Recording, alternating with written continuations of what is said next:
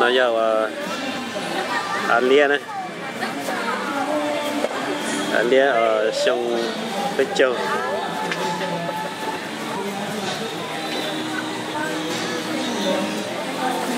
พายมารถพายมาเลยนะพายมาเป็นส่งลาบบ้างแค่บอกว่าคนงามสลัดโชคดีได้คนงามเนี่ยเอา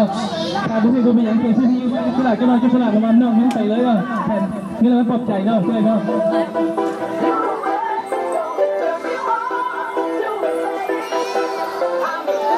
ที่ใบชาวพันนอกเขาแบบไปเลย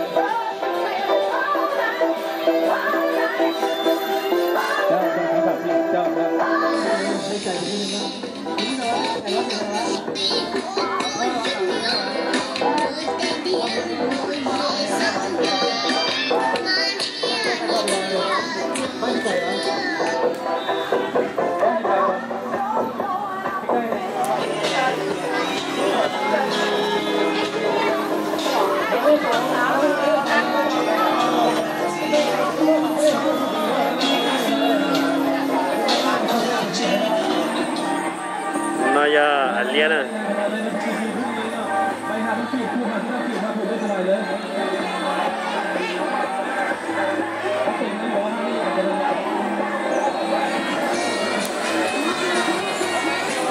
nó giờ là hai cái xe